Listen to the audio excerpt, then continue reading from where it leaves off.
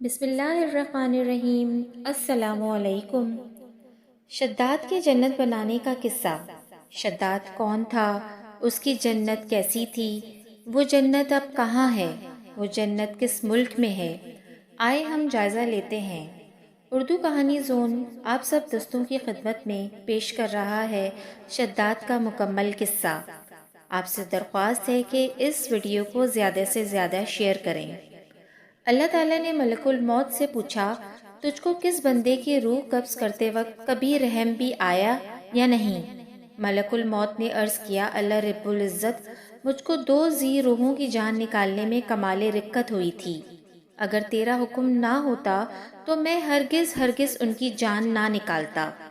نیلے بیکران سمندر میں ایک چھوٹا سا جہاز اپنی منزل کی جانب رواں دواں تھا۔ جہاز میں بہت سارے مسافروں کے علاوہ ایک عورت ایسی بھی تھی جس کی ابھی بچہ پیدا ہونے والا تھا۔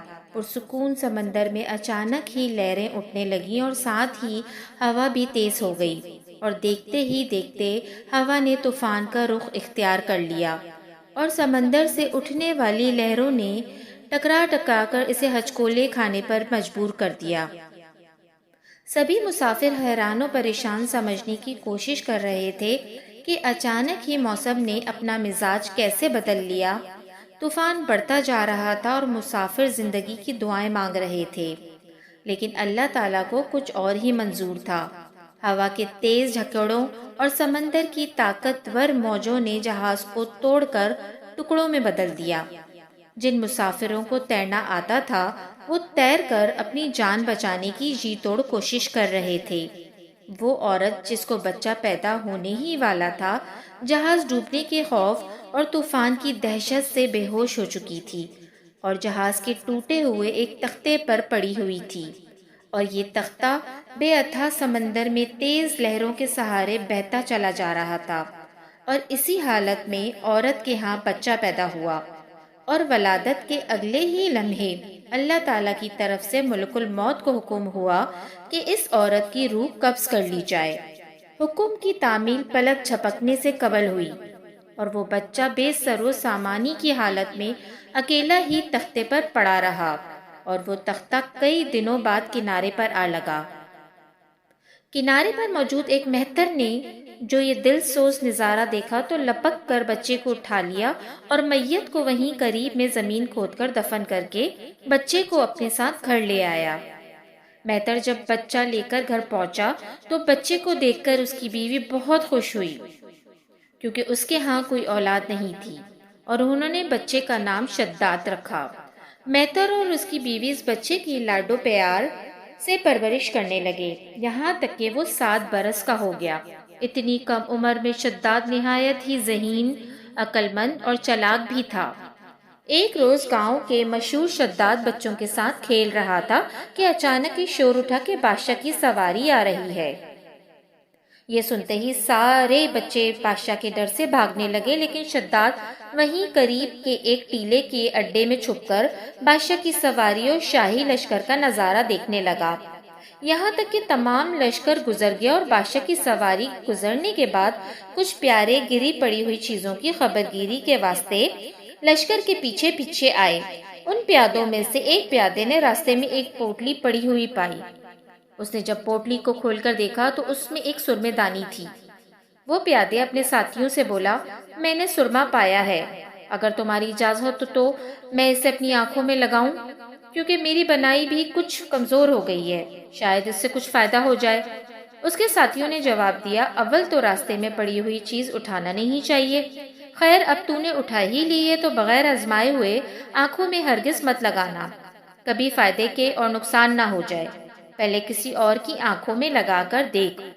یہ سن کر پیادے نے ادھر ادھر دیکھا تو اسے شداد ایک ٹیلے کی اونٹ میں کھڑا نظر آیا۔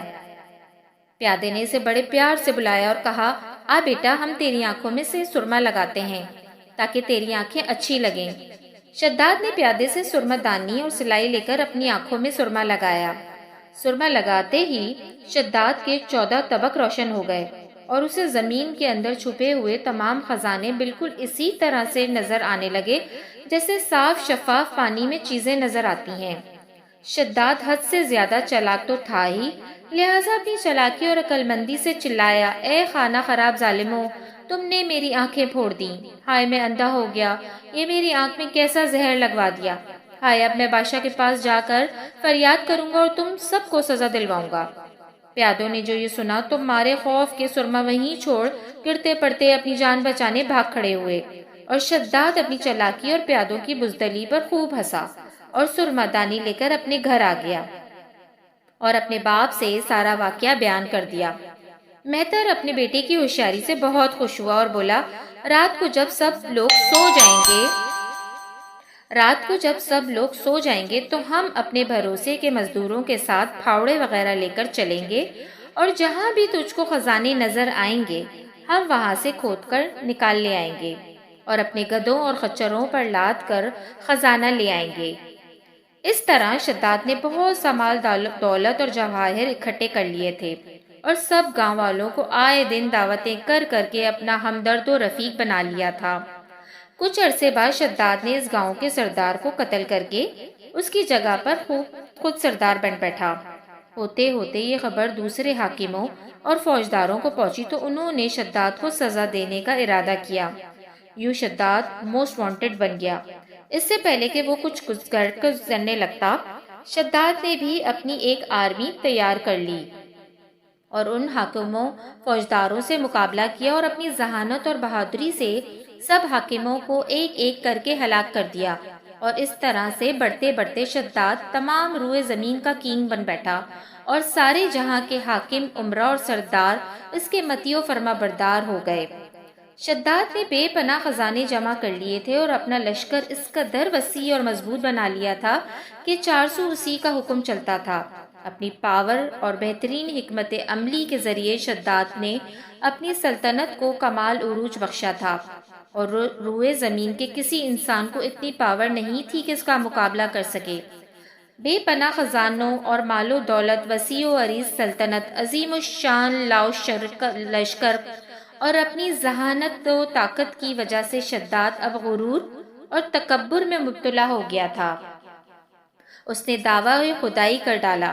عالموں اور وعظوں نے اس ملعون کی پندو نصیحتیں کیں اور حق تعالیٰ کے خوف اور اس کی عبادات کی طرف رغبت دلانے کی بہت کوششیں کی، لیکن شداد کا کہنا تھا کہ دولت و حکومت، جاہ و ثروت، عزت و شہرت اور حشمت سب کچھ میرے پاس موجود ہے، تو مجھے کیا ضرورت ہے کہ میں کسی خدا کی اطاعت کروں۔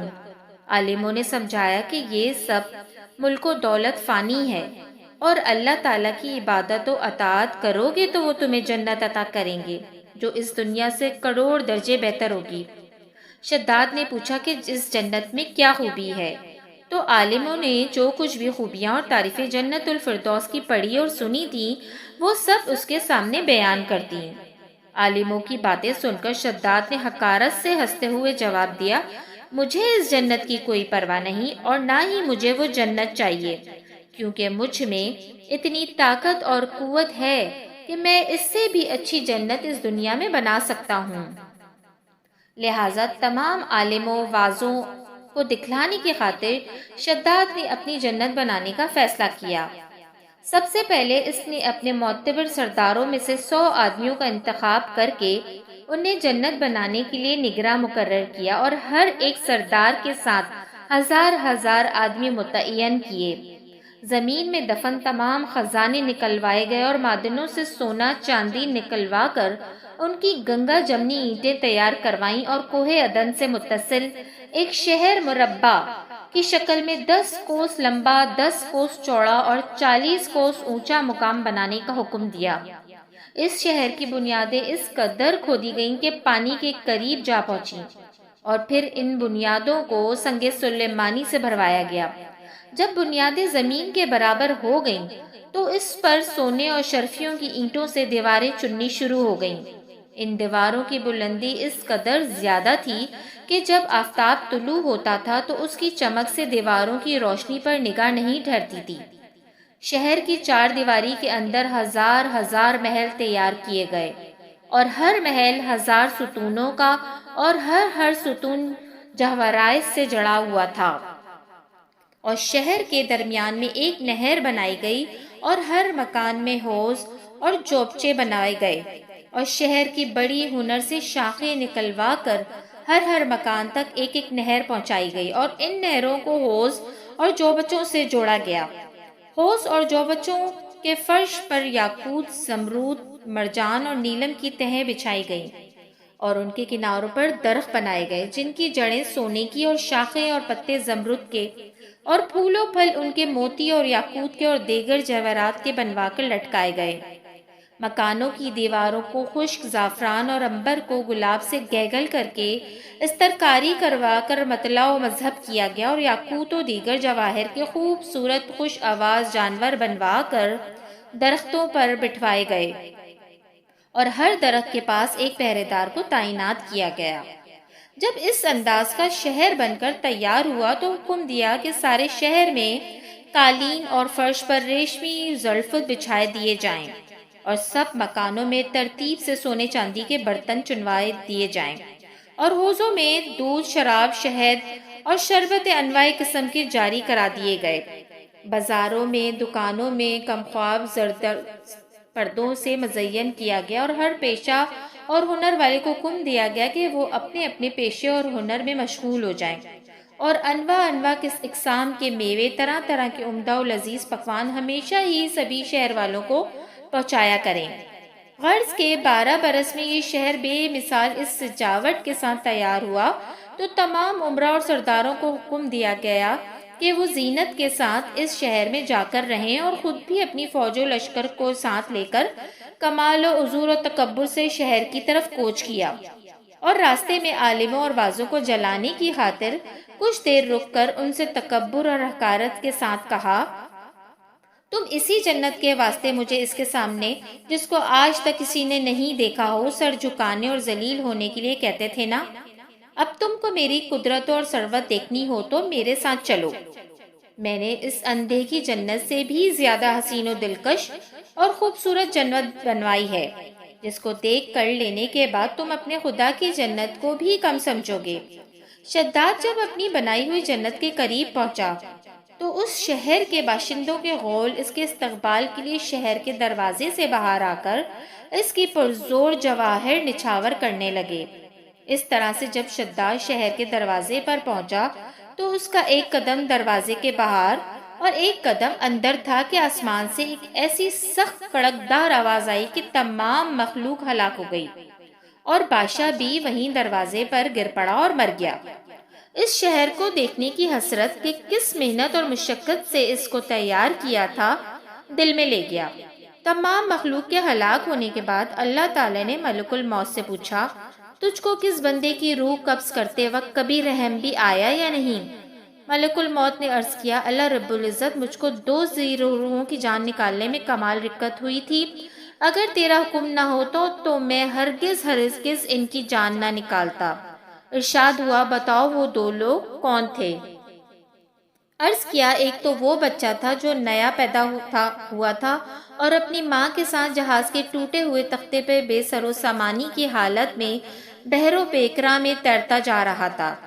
اس وقت اس بچے کا واحد سہارا تمام کائنات میں اس کی ماں تھی، تو مجھے حکم ہوا کہ اس کی ماں کی روح قبض کر لے۔ اس وقت مجھے اس بچے پر بے حد رحم آیا تھا، کیونکہ اس بچے کا اس کی ماں کے سوا کوئی دوسرا خبرگیر نہ تھا، اور بھوکا پیاسا بچہ اپنی ماں کے دودھ کے لیے ترس رہا تھا۔ اور باری تعالیٰ دوسرا یہ بادشاہ تھا جس نے ایک شہر کمال آرزو سے ایسا بنوایا تھا کہ ویسا شہر دنیا میں کہیں نہیں تھا۔ جب وہ شہر تیار ہو گیا اور بادشاہ اپنے شہر کو دیکھنے پہنچا تو جس وقت ایک قدم اس کا شہر کے دروازے میں تھا تو مجھے حکم ہوا اور اس کی جان قبض کر لے۔ اس وقت بھی مجھے بہت رونا آیا تھا کہ وہ بادشاہ کیا کچھ حسرتیں اپنے دل میں لے گیا ہوگا۔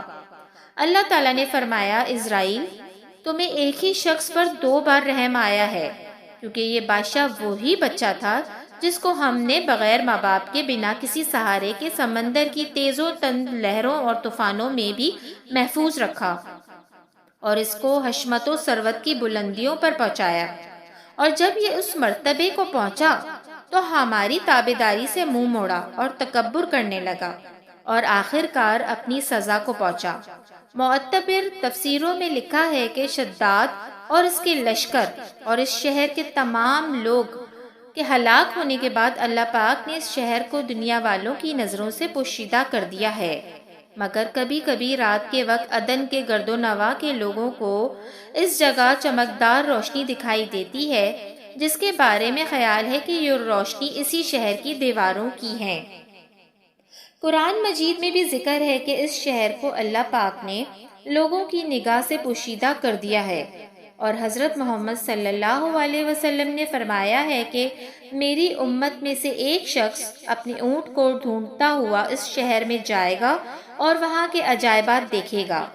اس شہر کی اس سے زیادہ کوئی کیا تعریف کرے گا کہ خود اللہ رب العزت نے جو ہے قرآن پاک میں ارشاد فرمایا ہے، یعنی وہ شہر کے ہرگز پیدا نہیں کیا گیا ویسا روئے زمین کے شہروں میں۔ محترم دوستوں، اس ویڈیو سے انصاف نہیں ہوتا۔ اللہ تعالیٰ سے دعا ہے کہ ہم اس ویڈیو سے کچھ عبرت حاصل کریں۔ اگر 100% چینج نہیں ہو سکتے تو 50% خود کو چینج کریں، اور اگر 50% بھی چینج نہیں ہو سکتے تو 25% خود کو چینج کر دیں اور اللہ کے احکامات پر سختی سے عمل کریں۔ جزاک اللہ۔ اگر آپ کو میری یہ ویڈیو پسند آئی ہے تو پلیز میرے چینل کو سبسکرائب کرنا نہ بھولیے گا۔